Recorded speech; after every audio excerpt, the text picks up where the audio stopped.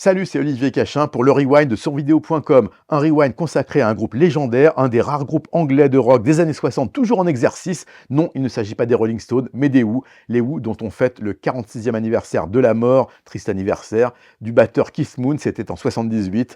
En attendant, voilà les Who en 5 albums, tout de suite sur le Rewind.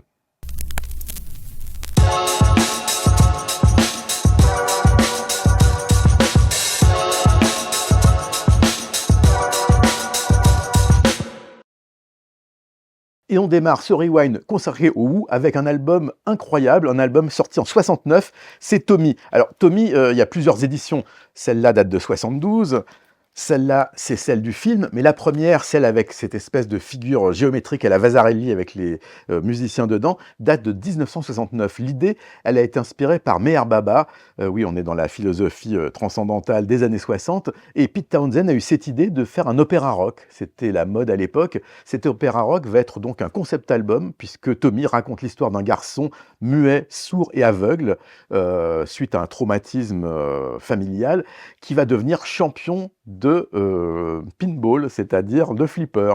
Donc une histoire absolument délirante qui va connaître plusieurs évolutions. La première version de 69, donc des Who, elle est sonore avant de devenir un film. Il y a quelques morceaux qui sont écrits par le bassiste John Entwistle, et le guitariste Pete Townshend se charge de la majorité des compositions, avec Keith Moon qui va donner l'idée du Holiday Camp, et qui aura donc le crédit sur ce morceau qui est pourtant écrit par Pete Townshend, mais c'est l'idée qui vient de Keith Moon.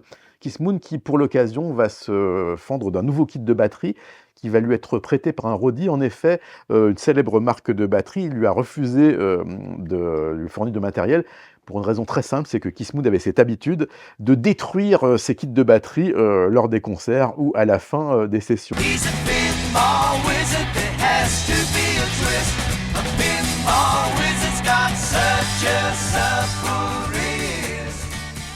Donc, Tommy, c'est aussi devenu un film dans lequel Roger Daltrey, le chanteur des Who, va incarner ce garçon sourd, muet et aveugle, un film dans lequel on verra d'ailleurs des apparitions assez spectaculaires de toutes les pop stars de l'époque. Il y a Elton John, il y a Tina Turner, il y a aussi des acteurs comme Oliver Reed. Le film est assez étonnant. L'histoire de Tommy, elle se poursuit jusqu'à aujourd'hui, puisque encore en concert il y a un an, c'était en 2023, les Who jouaient des extraits de l'opéra rock Tommy. Tommy, première version 69, et aujourd'hui encore en 2024, un morceau au répertoire des Who.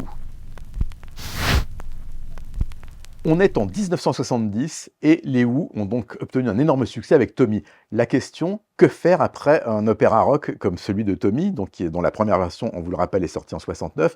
Eh bien l'idée, c'est de faire un album live. Le problème, c'est que tout ce qui a été enregistré précédemment en concert avec les Who ne convient pas au groupe, et ils vont donc donner un concert en Angleterre, à Leeds, pour ce qui va être considéré comme le meilleur album live rock de tous les temps, en tout cas par beaucoup de critiques musicaux américains et anglais, Live at Leeds.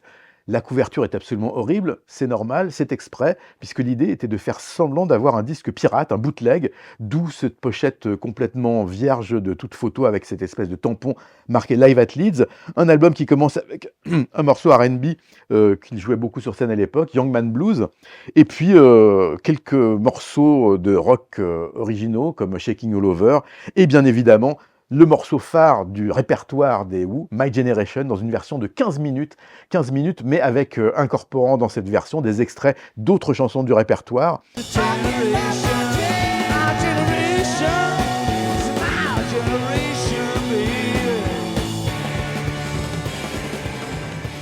Donc un album spectaculaire, un album qui a été enregistré spécialement pour être... donc le concert a été enregistré spécialement pour sortir en disque. Live at Leeds, le premier live des Who. Est-ce que c'est le meilleur live de l'histoire du rock? À vous de juger. Le Rewind partie 3, toujours consacré au Who, le groupe de Pete Townshend, Roger Daltrey, John Entwistle et Keith Moon. Keith Moon qui, hélas, nous a quittés en 1978 à l'âge de 32 ans.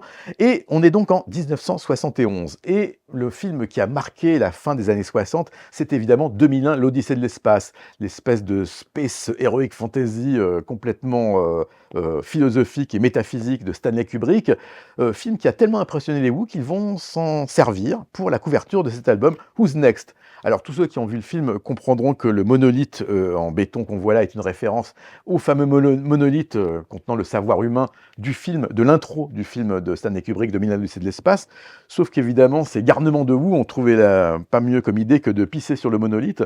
Ils sont d'ailleurs sur une espèce de montagne de gravats qui est en fait le résidu des mines du nord de l'Angleterre, donc un album de rock prolétaire si on peut dire, mais un album très très moderne aussi puisque Pete Townshend, qui a toujours été passionné par la technologie, décide d'utiliser les synthétiseurs de façon assez intensive, et notamment sur un morceau absolument incroyable et totalement novateur, qui s'appelle Baba O'Reilly, morceau qui termine, si je ne m'abuse, qui ouvre pardon, la phase 1, un morceau de 4 minutes 58 qui commence avec une espèce de séquence de drone synthétiseur totalement étonnante, qui semble sortie d'ailleurs.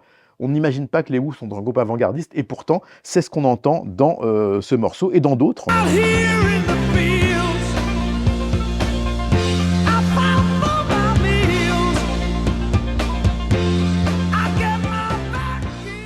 Le reste de l'album, il y a un morceau de John Entwistle, le bassiste, My Wife, qui a été incorporé. Sinon, comme d'habitude, eh bien, c'est toujours Pete Townshend qui est le principal compositeur. L'idée de faire pipi sur le monolithe, bah, c'est une idée des Who. Et puis le photographe qui s'appelle Ethan Russell a expliqué que le seul qui a vraiment fait pipi sur le monolithe, c'est Pete Townshend. Le reste, ce sont des verres d'eau qui ont été lâchés sur ce monolithe.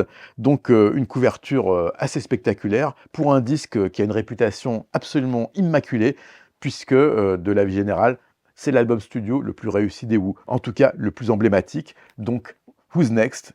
C'est qui à la suite? Eh bien à la suite, c'est cet album, avec donc des compositions extraordinaires, toujours les guitares de Pete Townshend et la voix incroyable de Roger Daltrey. Les Who, Who's Next? C'était en 71. Les Who dans le Rewind, partie 4, et cette fois-ci on est en 1973, et c'est la sortie de Quadrophenia.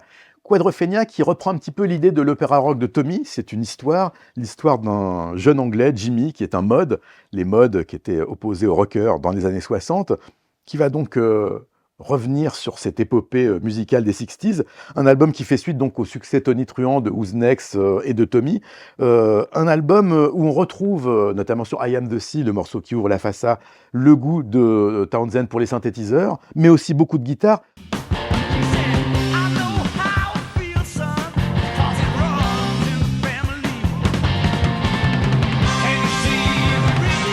Un album qui a été dur à conclure parce que, eh bien, entre les aventures solo de Pete Townshend, les différents projets de tous les membres du groupe, Kiss Moon qui s'était lancé dans le cinéma aussi, eh bien, l'album a été retardé, d'autant que les relations avec leur manager qui s'appelait Kit Lambert se détérioraient jusqu'au point de devenir, conduire à une séparation, donc les fameuses différences irréconciliables entre le manager et le groupe. Et puis un film donc qui a eu lieu 6 ans après, puisque Quadrophenia a non seulement été un disque, un concept album, mais aussi un film sorti en 79, à l'époque du post-punk. Et petite astuce utilisée par Pete Townshend, qui est le principal compositeur de l'album, pour illustrer les 4 personnalités de Jimmy, le héros donc de Quadrophenia, eh bien, il a composé 4 thèmes qui sont donc assignés à chacun des 4 musiciens, c'est-à-dire Bellboy pour Keith Moon, Is It Me pour John Entwistle, Helpless Dancer pour Roger Daltrey et Love Reign Over Me pour lui-même Pete Townshend, avec quelques instrumentaux, pas mal d'autres surprises, donc Quadrophenia, avec la fin de l'ère des modes symbolisée par ce scooter qui plonge dans la mer, donc un disque et un film, toujours les Who, toujours dans les années 70, c'était Quadrophenia. Les Who dans le Rewind, suite et fin, 5e sélection avec Who Are You, un album qui a eu un gros succès commercial, qui a été assez mal accueilli par la critique, et un album triste puisque c'est la dernière fois que les Who, dans leur formule originale, jouent ensemble, puisque Keith Moon va donc disparaître, mort d'une overdose le 7 septembre 1978 à l'âge de 32 ans. Il faut dire que son mode de vie était assez particulier. Rappelons que Keith Moon est célèbre pour avoir systématiquement détruit toutes ses chambres d'hôtel, pour avoir plongé une Cadillac dans une piscine dans un hôtel. Il a d'ailleurs failli en mourir parce que une fois qu'il avait mis la Cadillac dans la piscine, il n'arrivait plus à ouvrir la porte qui était coincée par le bord de la piscine. Il a failli mourir. Quelques anecdotes rigolotes. La plus drôle, c'est évidemment Keith Moon qui quitte un hôtel en voiture. Et au bout de 2 minutes, il dit au chauffeur « Arrêtez-vous, faites demi-tour, j'ai oublié quelque chose ». Il retourne à l'hôtel, il remonte dans sa chambre, et là, il détruit systématiquement tout ce qu'il y a dans la chambre, il jette la télé par la fenêtre, et il dit « C'est bon, maintenant on peut y aller », sachant évidemment que toutes les destructions des chambres d'hôtel étaient payées par le groupe ou par la production. Mais en tout cas, tout ça pour dire que Keith Moon, personnage absolument fantasque, apparaît pour la dernière fois sur un album des Who avec Who Are You, et, ironie sombre de l'histoire, sur le fauteuil sur lequel il est assis, Not to be taken away, ne pas emporter. Hélas, la mort l'emportera. Et la raison pour laquelle il est assis à l'envers sur ce fauteuil, eh bien, c'est le photographe qui l'a décidé. En effet, comme il était plutôt alcoolique, Keith Moon, eh bien, il avait le ventre du buveur de bière, donc le photographe a demandé à mettre le fauteuil dans ce sens-là, afin qu'on ne voit pas le ventre rebondi de Keith Moon. Un album, donc là aussi, on retrouve ce goût pour les synthétiseurs de Pete Townshend, qui pourtant n'hésite pas à donner du riff de guitare. Un morceau assez intriguant qui est Sister Disco, qui n'est pas vraiment un morceau disco, que certains ont interprété comme un morceau anti-disco. Bon, il se trouve que Pete Townshend lui-même a dit non, ça parle pas du tout de ça, c'est juste des paroles qui me sont venues. Et puis, évidemment, le morceau le plus connu, mais ça, ceux qui regardent les feuilletons télé le savent, c'est Who Are You, le morceau qui donne son titre à l'album. Pourquoi ? Ben, tout simplement parce qu'il a il a été utilisé comme générique dans la première série pardon, des Experts.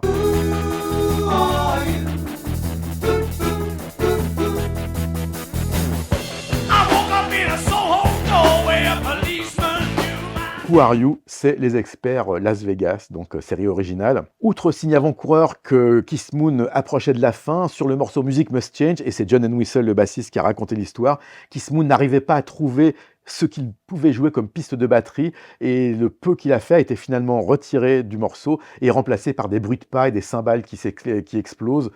Façon de remplacer donc un Keith Moon qui était devenu dépendant de beaucoup de substances et dont Who Are You sera le dernier album sorti quelques semaines avant sa mort tragique en septembre 1978. Le groupe a continué malgré la disparition de Keith Moon, et quand il était en concert à Paris l'année dernière en 2023 avec un orchestre symphonique, eh bien, qui était à la place de Keith Moon à la batterie ? Eh bien, nul autre que le fils de Ringo Starr, le batteur des Beatles. Voilà, fin de ce rewind consacré au Who, un groupe, on le rappelle, toujours en exercice, même si Keith Moon est mort, même si Pete Townshend et Roger Daltrey sont un peu fatigués, mais toujours vaillants. On se retrouve très vite pour une nouvelle édition du rewind. D'ici là, n'oubliez pas de commenter. Est-ce que vous auriez vu un autre album des Who à la place ou en plus des 5 proposés? Et puis, likez la page, abonnez-vous à sonvideo.com. On se retrouve très vite pour une nouvelle édition du rewind. D'ici là, à plus.